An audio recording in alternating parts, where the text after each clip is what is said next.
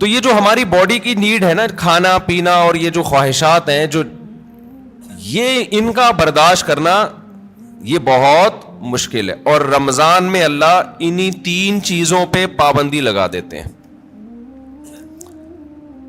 ویسے تو 4 چیزیں ہیں نا جو بہت زیادہ انسان کو، جس کی خواہش سونا اور جنسی خواہشات اور کھانا اور پینا.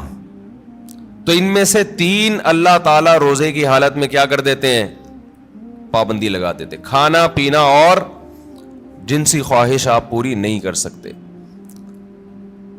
سونے پر اللہ پابندی نہیں لگاتے، یہ اللہ کی رحمت ہے. اللہ چاہتے تو رمضان میں سونے پر بھی پابندی لگا دیتے.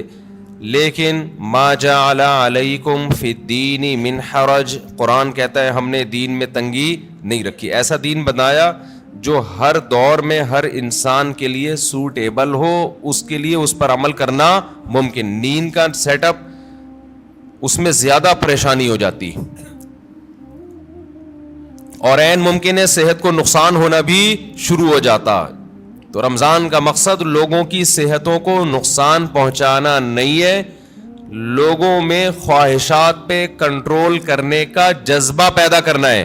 اور ویسے بھی حکمت کی بات کیا ہے کہ اللہ اگر نیند پہ پابندی لگا دیتے نا، نیند پہ، تو کیا ہوتا؟ لوگ مغرب کے بعد سوتے وہ فجر میں اٹھتے.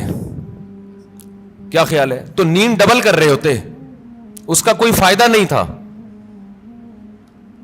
یعنی نیند ایسی چیز ہے نا، جب آپ پہ مسلط ہوتی ہے تو آپ کے لیے اس کو روکنا ممکن نہیں رہتا. اب دن کے ٹائم میں نیند آتی، آپ لازماً آنکھ لگ رہی ہوتی ہے، آپ کی کہیں بھی بیٹھے ہوتے آنکھ لگ جاتی ہے آپ کی.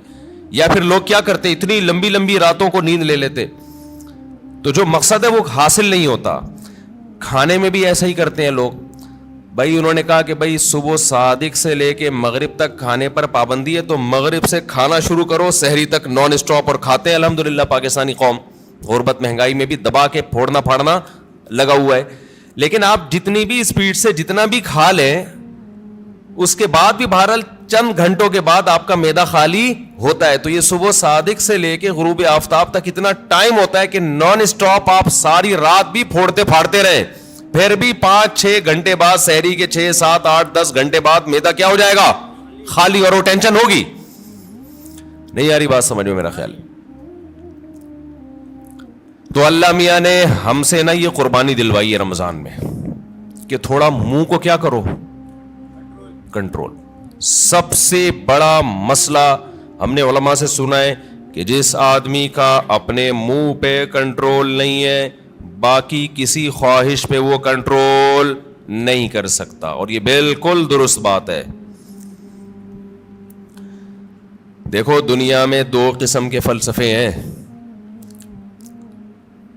اس پر تو غیر مسلم اور مسلم سب کا اتفاق ہے کہ انسانیت کو کامیابی کی طرف لے جانا چاہیے، ہے یا نہیں؟ بھائی امریکہ بھی یہی بات کرتا ہے، انسان کو کس طرف لے کے جاؤ؟ کامیابی. جاپان والے بھی کہتے ہیں بھائی ایک سکسیسفل نیشن بننا چاہیے ہمیں، کامیاب بننا چاہیے ہمیں. اور اسلام بھی یہی کہتا ہے. لیکن غیر مسلموں کے ہاں کامیابی نام ہے خواہشات کے پورا ہونے کا. آپ کی تمام خواہشات پوری ہو رہی ہیں تو آپ ایک کامیاب انسان ہیں. سمجھتے ہو کہ نہیں سمجھتے ہو؟ اگر آپ کی ہر خواہش پوری ہو رہی ہے تو آپ کیا ہیں؟ کامیاب. لیکن اسلام کیا کرتا ہے؟ آپ کی جگہ جگہ خواہشات پہ پابندیاں لگا رہا ہوتا ہے. جگہ جگہ آپ کی خواہشات پہ کیا لگاتا ہے؟ پابندیاں. یہ نہیں کرنا، یہ نہیں کرنا، یہ لیگل ہے، یہ انلیگل ہے. بہت ساری اور بڑی خطرناک قسم کی پابندیاں بھی لگا دیتا ہے اسلام، جس کا غیر مسلم تصور ہی نہیں کر سکتے کہ ان سے بچیں ہم. آپ اپنی مرضی سے سو سکتے ہو اسلام میں؟ عشاء سے پہلے سو سکتے ہو؟ بولو نا، یوں کر دیا کرو تھوڑا پتہ تو چلے. نہیں سو سکتے. فجر سے پہلے اٹھنا ضروری ہے یا نہیں ہے؟ اب ایک آدمی کہہ رہا ہے یار میں سو رہا ہوں لمبا، بس 11 بجے اٹھوں گا. نہیں بھائی، آپ کو اسلام پابندی لگائے گا کہ آپ کو اپنی مرضی سے سونے کی اجازت نہیں، اٹھنا پڑے گا. سردی ہے، وضو کا دل نہیں کر رہا، یخ ٹھنڈا پانی ہے، اسلام کیا کہے گا؟ غیر مسلم کیا کہے گا؟ بھائی نہیں، نہیں اٹھو, یا اٹھ گئے ہو تو ہاتھ منہ مت دھو.